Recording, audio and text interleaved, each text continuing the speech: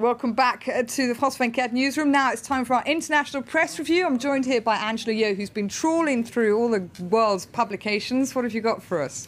Well, Hannah, today we start in Turkey for their point of view on the new president in Greek Cyprus. We know that Greek Cyprus has a new president, Dimitri Christofias, and it looks like that's renewed hopes for talks on possibly bringing the two sides of the island back together. Remember that Cyprus has been divided into the Turkish and Greek sides for more than 3 decades, and there was a massive United Nations effort in 2004 to try and bring those two sides together in talks, but the Turkish side voted for it and the Greek side voted against. So this Turkish newspaper has said that there are hopes that maybe those talks will be renewed now that there's a new president who's a bit more welcoming. Which paper's that? That's today's Zaman, which is an English paper in Turkey.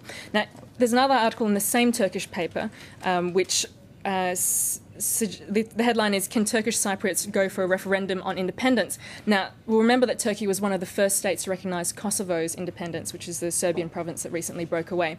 And there's a suggestion here that a similar solution could be used to solve the Cyprus problem, and that's declaring independence for Turkish Cyprus. Now, of course, this is unlikely given that Kosovo has something that Turkish Cyprus doesn't have, and that's international support for the move. But the suggestion seems to be that maybe the Greek Cypriots should consider that there are worse outcomes than getting back together. So hopefully this time around both sides can agree to getting back together. Okay, this, of course, a big weekend in terms of elections. We've had, of course, Raul Castro, South Korea. What else? I gather you've looked at South Korean papers as well. Right. For South Korea, reunification is also themed there because, as you know, South Korea and North Korea have been divided for many decades as well. The new president, Lee Myung-bak, has been inaugurated, and we have a photo from the major Korean paper there that shows rehearsals for the ceremony on Sunday. Basically, it's a conservative paper that has quite a welcoming tone towards this election of Mr. Yi, and there's hope for economic change and talk of South Korea becoming a fully developed country. And there is, of course, looking north to North Korea and looking what pressure can be brought to the table against the North Korea's nuclear arms program. It's worth, of course, pointing out that he is facing allegations of fraud, isn't he? So he's not come with a completely clean slate. It is not going to be an easy time for the new president, but I guess we'll have to wait and see. It's day one of a new era for South Korea, and hopefully he can bring about some of the changes that South Koreans are hoping for.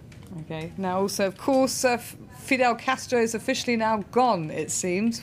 Right. Well, we've got an article from the left-wing French paper Libération, which looks at how Cubans get by on a day-to-day basis. Now, there's talk about Système D, which is D for débrouille, which is French for resourcefulness or getting by with what you have. And it talks about this whole informal economy that's been built up under the communist system under Fidel Castro's rule. And you have a picture there of roadworks in Havana. You can see it's rather chaotic. There's talk in this article about daily difficulties like finding white socks for uniforms when you can't actually buy them in the stores. Okay. What plumbers might do if you get plumbers to do repairs in exchange for a bowl of fruit. Just little things like that which people trying to get by because they can't get by any other way. Okay, and just in the last 30-odd seconds, anything else you've got for us, Angela? Well, just finally, race has come into the issue of the elections.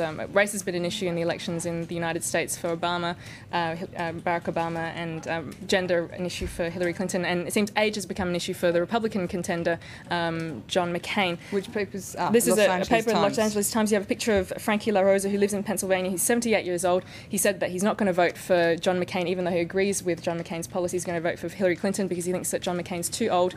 If John McCain gets into the presidency, he'll be 72 years old, and in the view of this voter, that's too old, but other people think that age should not be a barrier. All right, Angela Yeo, thank you very much for that. That was our international press review. Do stay with us here on France 24.